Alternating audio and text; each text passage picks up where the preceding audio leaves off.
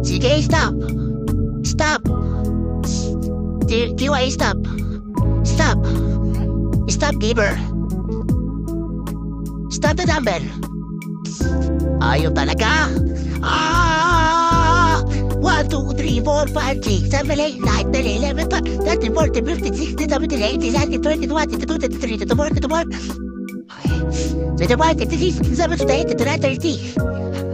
31, 32, 33, 34, 35, 36, 37, 38, 39, 50. Good morning, good morning, good morning. So, may i-share tayo na nasa bid yun sa Sweatcoin na yung prices nila.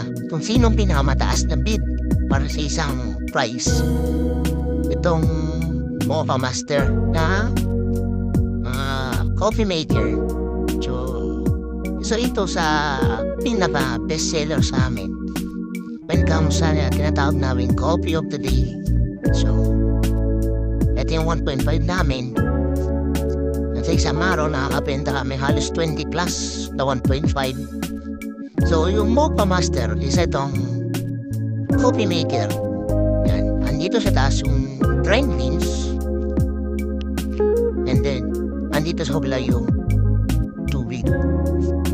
So, click the link below kasi andyan yung link ng application ko. So, kung gusto nyo makita ito sa bid, nandito yun sa application ng Sweatcoin. Makikita nyo tong bid nila, yung Technoborn na Mocha Master Coffee. So, makikita nyo rin dito about sa auction, yung rules nila. Third price ng isang Mocha Master, nasa $350 yung retail price niya. Stop na muna tayo kakadumbbell kagaya ng ginagawa kanina ni Kuya. Ito, maglalakad lang tayo. Kita tayo ng dollars dito. Sweatcoin.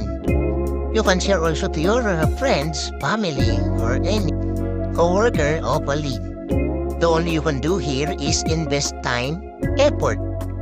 Mag-invest ka muna sa free plan kasi nag-o-offer si Sweatcoin ng free plan instead sa premium plan. Sa premium plan, meron silang every year na doon ka magbabayad sa ini-invest mo. Pero sa free plan, kung gusto mo lang kumita, bakit hindi mo i-try muna bago ka mag-step up sa premium plan na doon mas mabilis ka umangat sa iyong mga steps. Top bidder na yon sa Mocha Master na nasa picture kanina o yung video o yung shinare kong coffee maker, si Hill. Nakita nyo, lahat sila, yung mga earnings nila regarding sa Sweatcoin. Yung iba dyan, nag-invest, yung iba, naglalakad lang. Nakita nyo rin dyan, no? Pangalan nila, mga legit yun. Dito sa Sweatcoin, hindi yung laway yung tatalsik sa'yo. Tatalsik lang yung pawis mo sa kakalapad. Yun lang nag-gain mo. Top bidder, si Bill. Kung titignan natin yung Sweatcoin na generated na nasa 27,000. And then 19 million yung kanyang steps nilalakad araw-araw, walking or jogging. Kesa naman doon sa isang application, pag sinendan ka ng dog, magtatahol ka rin. Pag sinendan ka ng dumbbell, magdadumbbell ka rin. Dito, maglalakad ka lang. Ganun lang, counted lahat. Meron siyang Sweatcoin application at meron siyang Sweatcoin wallet. So sa Sweatcoin wallet, nandun din napa-designated kung i-convert mo siya into crypto or i-convert mo siya into dollar. Nasa iyo na rin yan kung gusto mo i-transfer sa bank account or GCash.